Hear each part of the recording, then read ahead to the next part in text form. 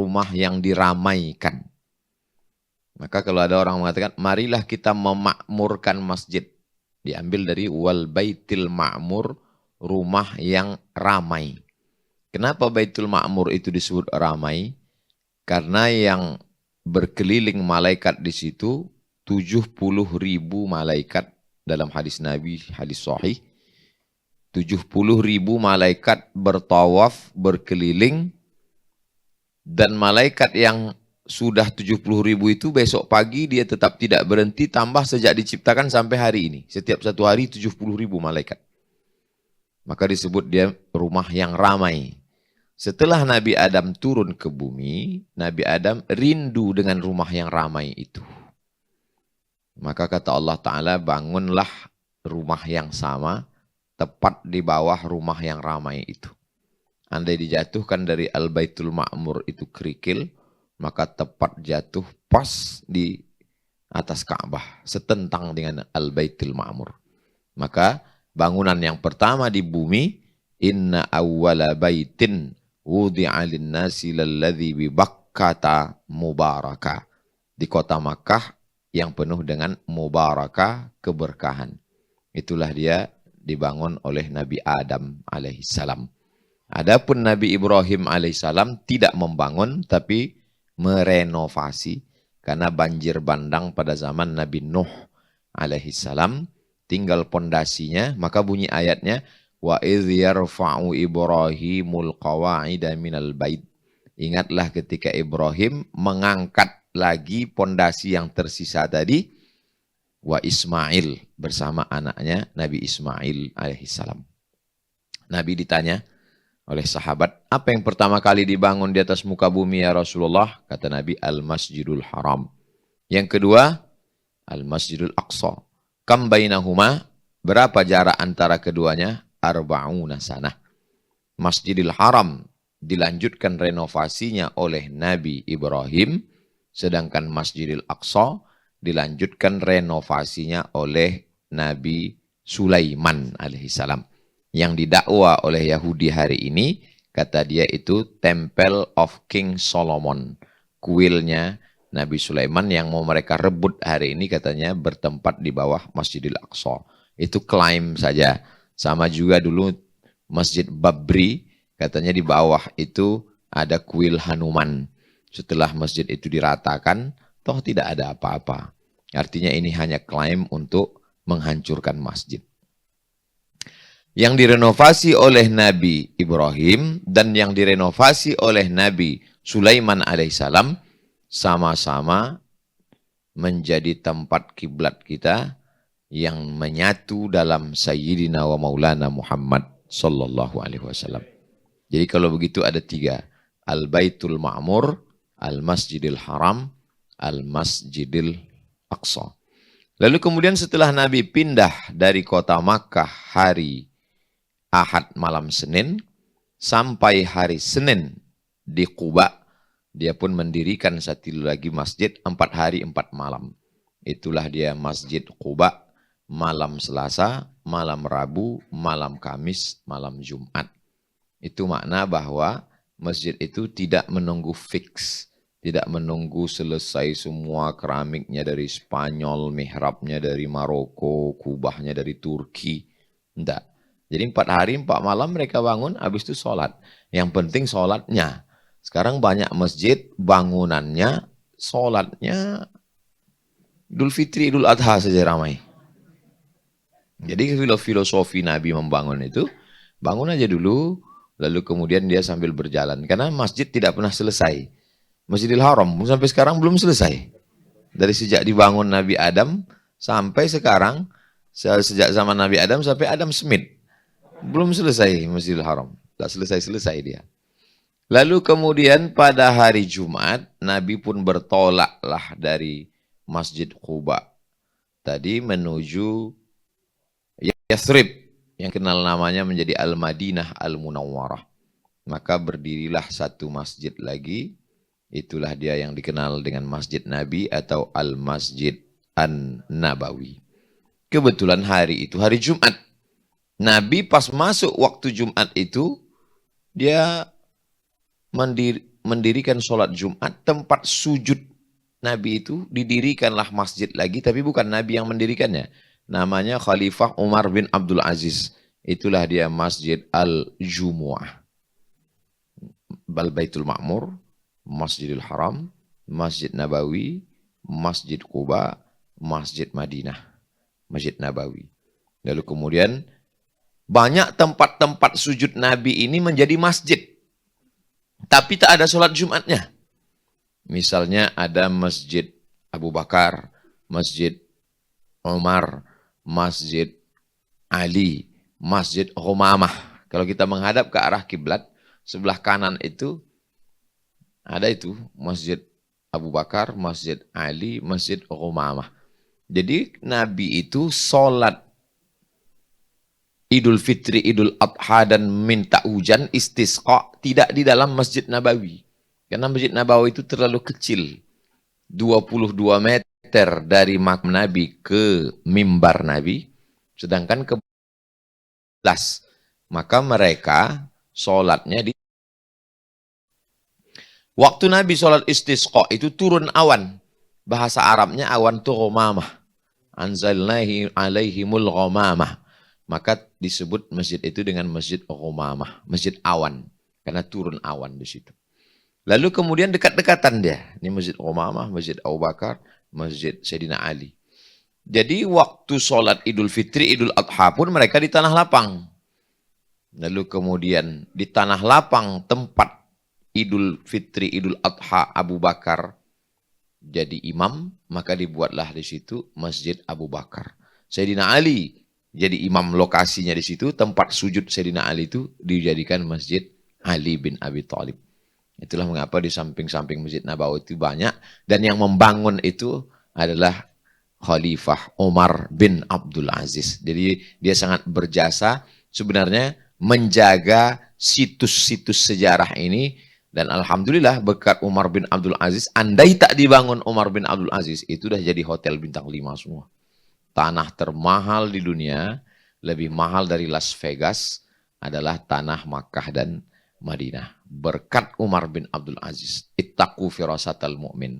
Takutlah kamu pada firasat orang beriman. Fa innahu yanzuru binurillah. Karena tajam firasatnya, tahu dia. Ini kalau tak aku bangun masjid, hilang ini.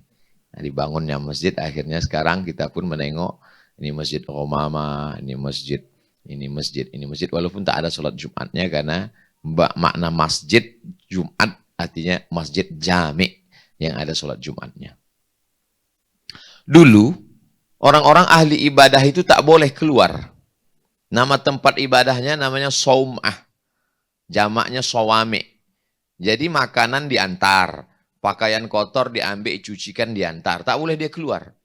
Itulah maka ketika Nabi dibawa berdagang oleh pamannya Abu Thalib, tiba-tiba keluar dari tempat kuil itu seorang laki-laki namanya Bahira. Bahira tak pernah keluar seumur hidupnya, dia ibadah aja di dalam. Dilihatnya, ditanyanya Abu Thalib, siapa ini Abu Thalib? Kata Abu Thalib, ini anak saya. Kata Bahira, kalau tepat kitab yang kubaca dan firasatku, ini bukan anakmu. Karena anak ini, ayahnya sudah meninggal ketika dia 2 bulan dalam kandungan. Inilah Nabi terakhir yang dijanjikan Allah. Kata Abu Thalib, dari mana kau tahu? Aku lihat tanda-tandanya. Aku lihat awan dari tadi menaungi, dan aku lihat pokok kayu bersimpuh sujud dan batu-batu. Dalam kitab yang kubaca, inilah Nabi terakhir yang diutus Allah. Jangan bawa dia ke Syam. Karena di Syam sudah banyak orang Yahudi menunggu dia. Mereka pun tahu tanda itu. Aku khawatir nanti mereka bunuh ini. Kenapa ini dibunuhnya, kata Abu Thalib? Karena mereka menunggu keturunan Nabi terakhir yang dari darah Ishak. Sedangkan ini dari darah Ismail, dari Arab. Mereka maunya Nabi itu Yahudi. Mereka kalau tak Yahudi, mereka tak terima. Untung orang Melayu tak berprinsip macam itu. Kalau sempatlah, kita tak peduli mau Arab, mau apa. Tempat kita Nabi palsu pun ada yang ikut. Asyhadu an la ilaha illallah wa asyhadu anna Muhammadan Rasulullah. Artinya dari kisah ini bahwa ahli ibadah tak boleh keluar dari rumah ibadah. Maka mereka waktu menengok Nabi Muhammad SAW masuk ke pasar, yamshuna fil aswaq, berjalan di pasar dan memeriksa pedagang. Kata mereka, ini Nabi kok aneh yang ini. Nabi masuk ke pasar dan Nabi membuat pasar. Nabi membuat pasar untuk supaya menandingi pasarnya orang Yahudi yang di dalamnya banyak riba, banyak rentenir, banyak penipuan timbangan. Pasar Islam. Alhamdulillah, itu posisi letaknya di pintu Masjid Babus Salam yang sekarang tuh.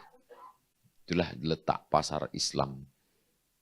Yang karena Masjid Nabawi mengalami perluasan, artinya apa? Innama ya'muru, sesungguhnya yang memakmurkan. Rumah yang pertama inspirasi dari membangun masjid adalah Al-Baitul Ma'mur, wal Baitil Ma'mur, rumah yang ramai. Bagaimana supaya rumah ini ramai? Semua usaha dilakukan. Jadi jangan salahkan nanti kalau ada masjid di sampingnya punya minimarket.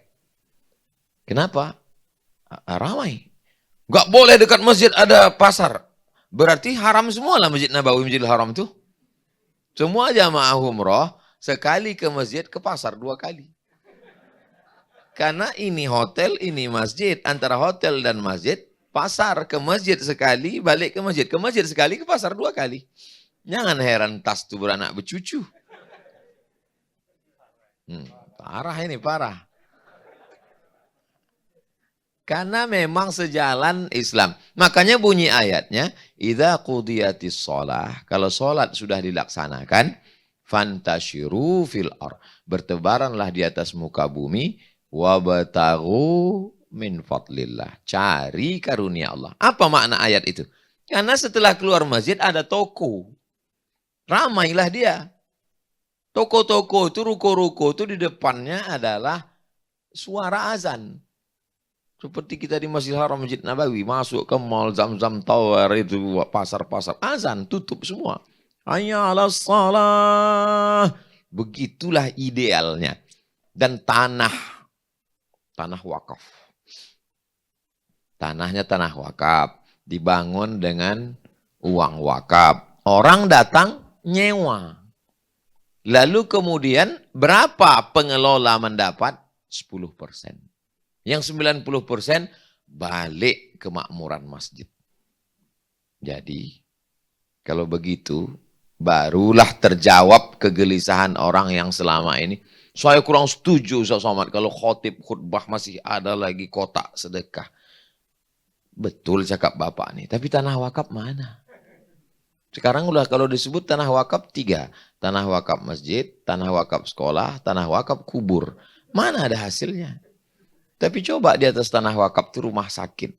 Ada Ustaz di atas tanah wakaf rumah sakit? Ada. Pergilah ke Al-Azhar Mesir. Di samping Al-Azhar ada namanya Mustashfa Al-Husain. Husain nama cucu Nabi. Karena di depannya ada Masjid Husain. Rumah sakit Husain. Tanah itu tanah wakaf. Kawan saya suka makan cabai. Mengunyahnya malas. Bertumpuk biji cabai itu di dalam. Usus buntu. Tahun 97, 98, 99 krisis moneter. Periksa usus buntu. Operasi 2000 pon. Kali 2000 rupiah 4 juta. Duit tak ada. Makan pun payah krisis moneter. Operasi 2000 pon. Tunjukkan kartu Al-Azhar gratis. Kenapa? Karena masjid, karena tanah wakaf. Rumah sakit. Gratis. Kuliah di Al-Azhar. Tanah Al-Azhar itu tanah wakaf. Gratis. Dari mulai TK, SD, SMP, SMA, S1, S2, S3. Asal tahan aja lah. Tahan Al-Azhar, balik. Gratis. Tak ada berbayar di Al-Azhar. Dari mana? Wakaf. Dulu Al-Azhar ini lebih kaya dari negara. Kenapa? Karena tanah wakaf Al-Azhar yang begitu banyak orang berwakaf tanah. Maka dikelola dengan baik. La yuhabu. Kalau sudah tanah wakaf tak boleh dihibahkan. Wala yuba'u, tak boleh diperjualbelikan. Wala yurathu, tak boleh diwariskan.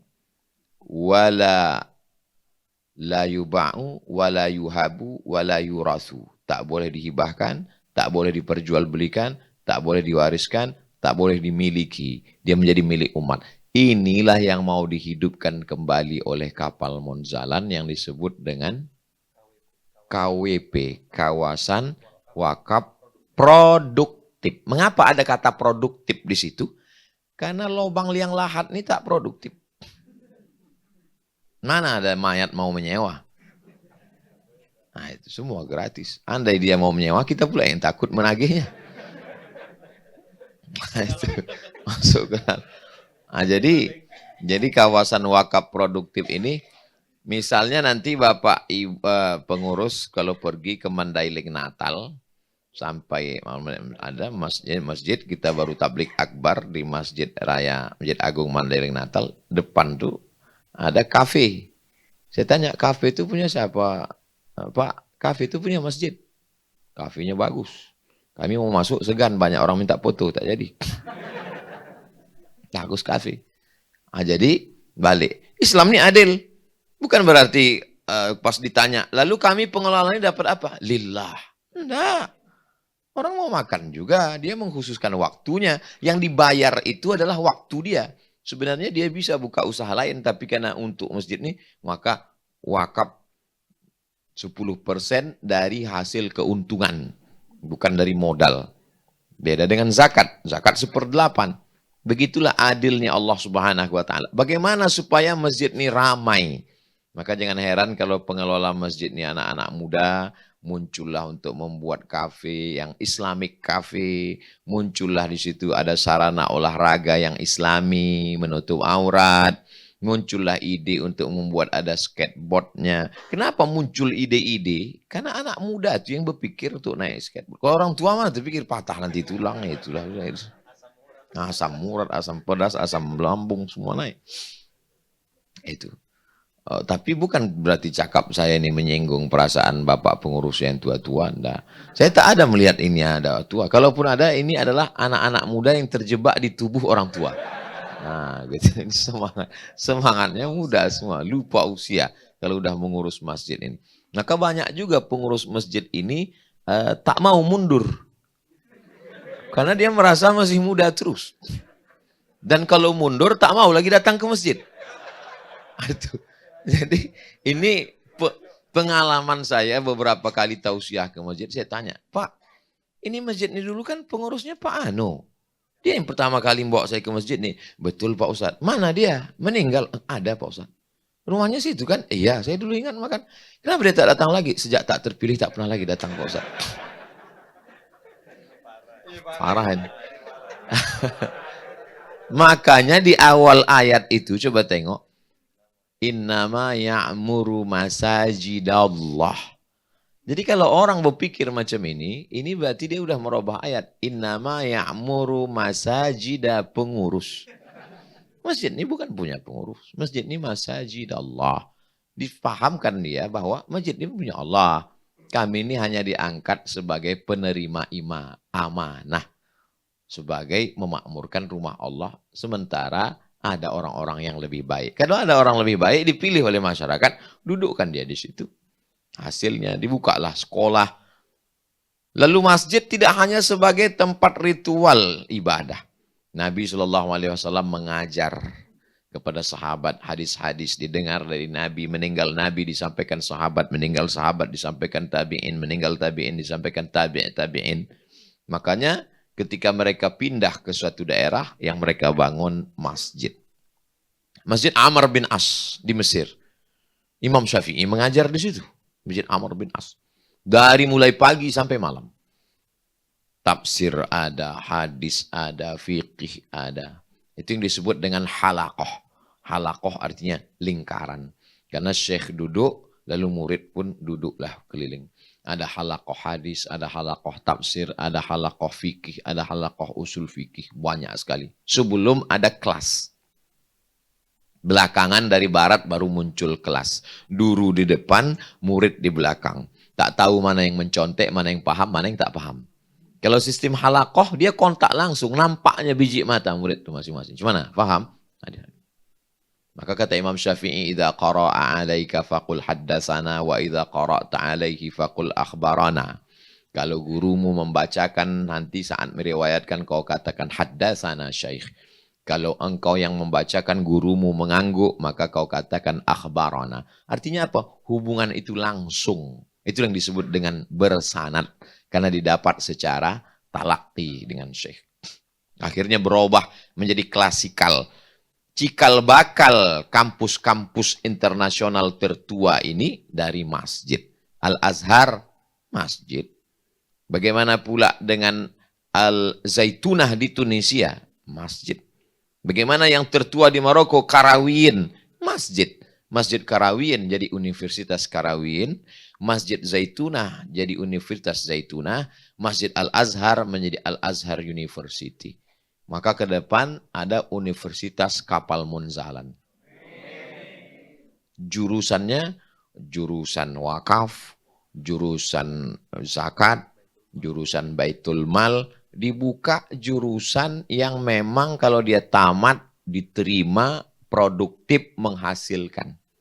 Dibuka jurusan perbandingan agama. Semua agama tak menerima dia. Kata Kristen, ini pendeta, bukan apapun, bukan. Entah apa gitu. Dia pun tamat bingung, ditanya. Tanya, agama gua apa? Aku tak tahu, entah. Itu. Bingung. Apa sebetulnya target yang mau dicapai? Kita tak muluk-muluk. Jadi kalau dia tamat dari jurusan ini, kalau disuruh dia mengelola masjid, manajemen masjid, insya Allah siap. Baitul Mal. Bait rumah, mal harta. Karena ada harta yang berputar di situ. Zakat, wakaf, infak, sedekah, wasiat, hibah, ghanimah. Amat sangat bisa. Ini umat Islam ini luar biasa. Orang barat ketika ditengokkan bagaimana hiruk pikuknya Masjidil Haram, bingung dia menengok manusia bisa berkumpul 4,7 juta orang di waktu yang sama. Kata dia, gimana caranya ini? Coba perhatikan nanti. Begitu satu komando, qad qamatis salatu, qad qamatis salah, Allahu Akbar, Allahu Akbar, la ilaha illallah. Dalam hitungan detik, tak sampai 1 menit, langsung Imam Masjidil Haram angkat tangan. Allahu Akbar. Dia susun barisan. Heran dia. Orang tuh setengah mati lomba berbaris-berbaris. Tak bisa buat misalnya. Bisa pula tuh susun. Walaupun beberapa tak dapat sop. Jadi keajaiban masjid ini kalau dikelola dengan baik menjadi satu kekuatan yang besar luar biasa. Masjid sebagai tempat ibadah, masjid sebagai baitul mal, masjid sebagai tempat pendidikan, masjid sebagai tempat perdamaian. Dulu kalau ada orang berdamai, makanya kalau menghadap ke arah kiblat, di sebelah kiri ada 2 tiang, ada tiang namanya Ustuanatul Haras, penjaga. Karena Sayyidina Ali menjaga Nabi tegak di tepi tiang. Satu lagi Ustuanatul Wufud, tiang tamu. Nabi menyambut tamu di tiang Masjid Nabawi. Jadi kalau kita lah menjadi orang besar, menyambut tamu di masjid, takkan tinggal sholat. Tapi kalau menyambut tamu di hotel, suara azan tak masuk, hujan lebat, keluar-keluar rupanya udah gempa. Apapun tak masuk, orang tak sholat. Jadi memang kembali ke masjid. Ada masjid. Di samping masjid itu ada hotel. Hotelnya hotel syariah. Tenanglah semua keluarga. Abang di mana nih? Abang di hotel syariah nih dekat masjid. Alhamdulillah.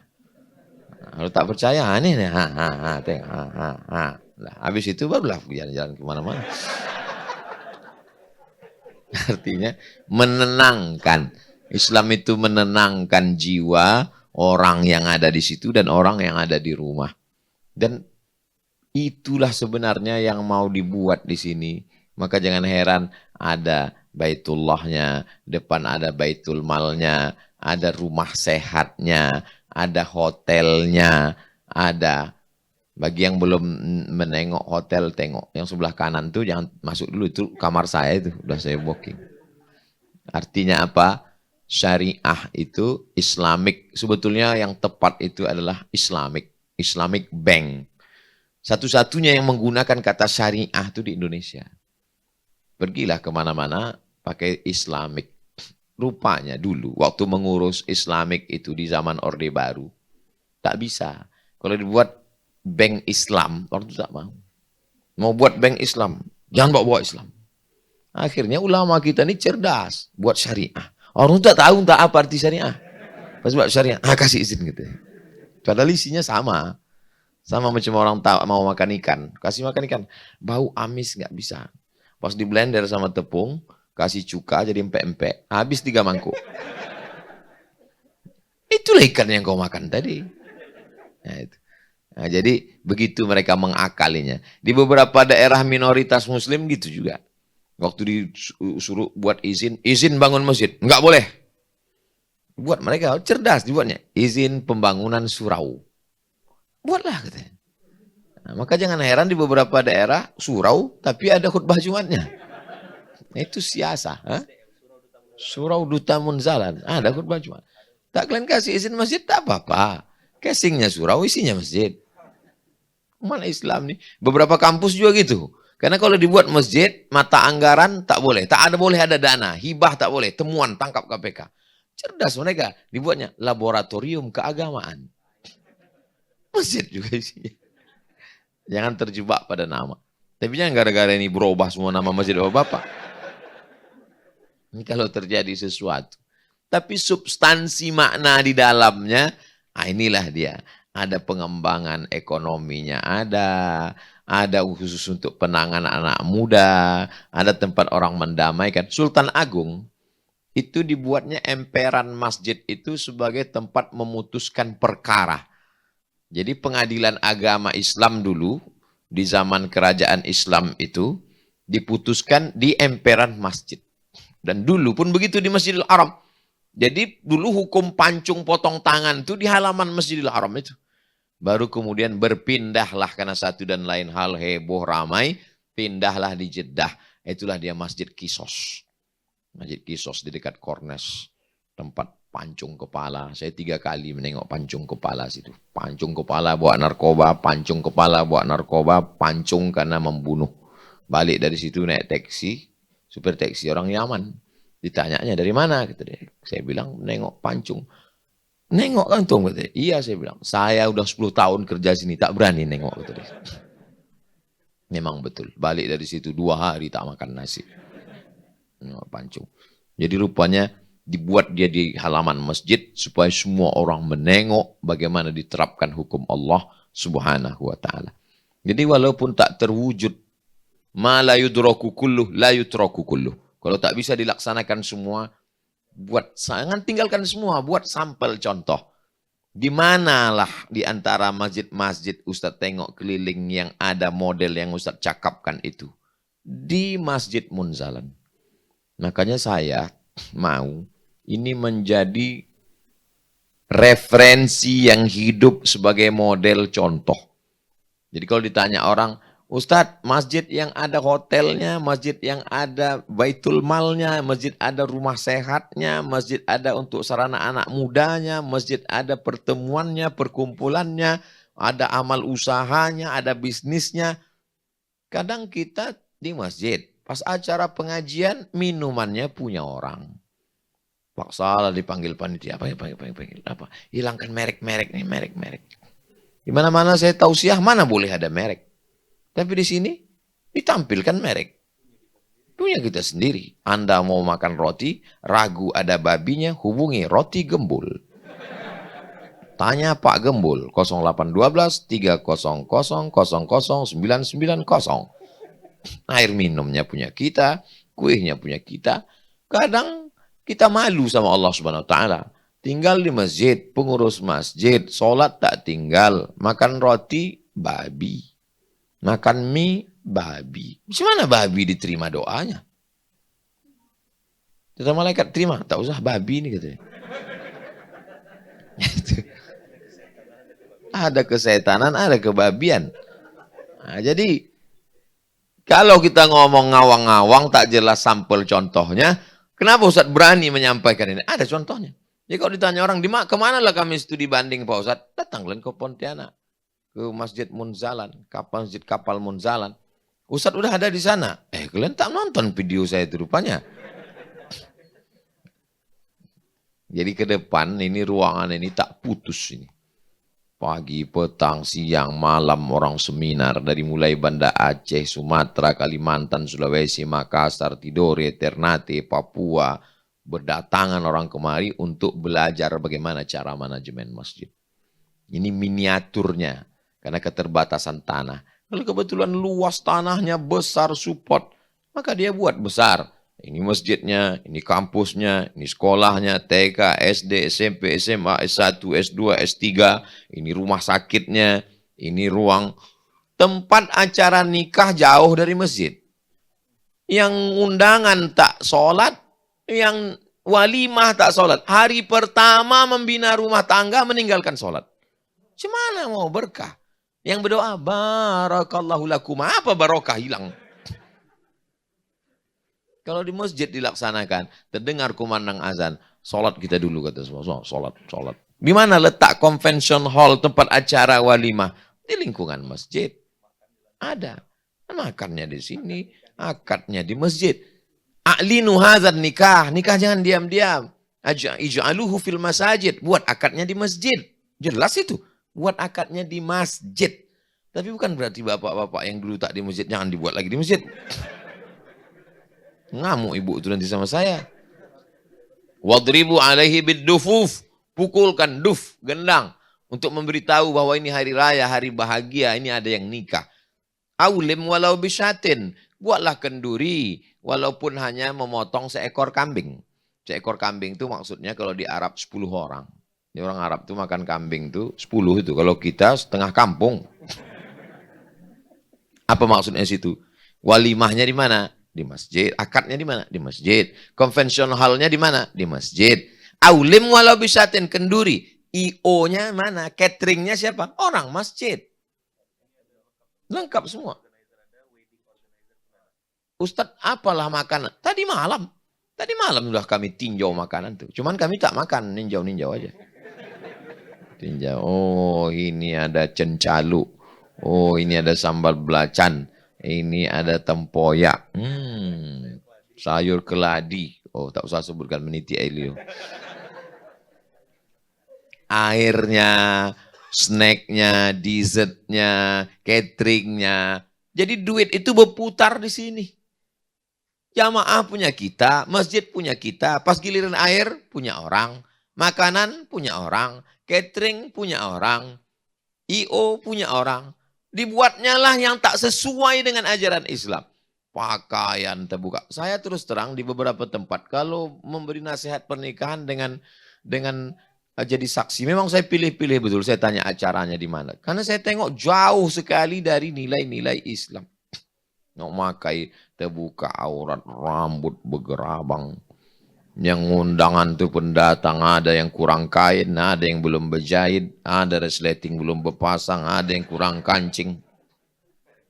Serba salah. Hantu belau berkeluaran semua. Gimana ini? Lalu kemudian ada pula IO ini membuat sebetulnya substansinya baik, tapi pas pelaksanaannya berikut ini marilah acara sungkem. Minta maaflah mempelai perempuan ini kepada ayahnya. Oh ayah, engkau sudah menyekolah. Tapi yang bercakap tuh protokol. Jadi saya pun, siapa yang menangis nih? Ini kan dia minta maaf ke ayahnya. Kenapa ini pula yang menangis? Jadi lama saya pikir, siapalah Tuan Ulah yang membuat-buat. Mestinya kan dialah menangis ya. Aku mau nikah ini kau. Kenapa pula dia menang? Jadi lama-lama saya macam menonton sandiwara radio jadi. Macam tahun-tahun 90 dulu Mak Lampir, Brahma Kumbara, kan? Babat tanah leluhur. Yang ketawa berarti udah tua. Yang muda-muda ini tak tahu dia itu. Apa ini? Kenapa tidak dibuat anak-anak masjid yang mengerti sejarah Islam sesuai dengan tata krama, sopan santun, budaya, sejalan antara ajaran agama Islam dengan adat istiadat kita, khuzma sofa da'ma kadar, yang jernih, yang baik ambil, yang tak baik buang jauh-jauh. Inilah mestinya yang kita laksanakan di masjid. Sehingga duit ini berputar di antara Habis acara pengajian subuh, lalu kemudian dibuat acara belanja dengan harga murah. Bagaimana antara pabrik pengupas kulit padi dengan petani. Berapa banyak dia tak pernah bercocok tanam, tak pernah bertanam padi, tapi duit dia lebih banyak daripada orang yang bertanam padi. Dia pula yang menentukan harga. Padahal itu kan bisa dijual ke minimarket yang punya masjid. Orang masjid datang langsung ke petani, antara kamu dengan kami tak ada perantara. Kau perlu apa? Perlu pupuk. Ini duit masjid. Apa ini? Tak boleh ada riba. Nanti kemana beras ini diantar? Bisa. Nah, ini yang dilakukan oleh Masjid Kapal Munzalan. Sehingga memutus mata rantai lintah darat. Pokoknya semua yang di air ini asal naik ke darat tak ada yang baik. Lintah darat, buaya darat. Asal mendarat semuanya habis. Nah, jadi kalau ini kita laksanakan insya Allah. Beberapa yang saya cakapkan ini terwujud di alam nyata. Beberapa lagi baru di alam ghaib. Alam wacana. Lalu siapa yang mewujudkannya? Kita bersama insya Allah. Tak terwujud di kita, anak-anak kita. Kalau satu masjid punya uang 1 juta, sangat bisa jamaah itu. Satu kali Jumat, Idul Fitri, Idul Adha, pengajian, banyak duit-duit masjid. Satu masjid 1 juta aja. Ada 1.000 masjid. 1.000 masjid kali 1 juta, 1 M. Begitu cepatnya. 1 M berapa kelas bisa dibuat? Oh, karena ini masjid ada tanah lapangnya, duluan dibangun di sini. Masyarakat itu mau keluar duit kalau ditengoknya buktinya. Tapi kalau pengumuman aja hari Jumat, alhamdulillah masjid kita sekarang ada tabungan sebesar 200 juta. Kami pun duduk masuk angin tak berkarpet Pak Ustadz. Masuk ke WC, disiram tak jalan-jalan, macet kami di jalan, lebih macet lagi WC masjid itu Pak Ustadz. Mana mau keluar duit dia? Nyari WC cukup tarik napas panjang. Oh, di situ lokasinya. Coba kita tengok WC Munzalan, kucing pun banyak salah masuk. Saking kan harum semerbaknya.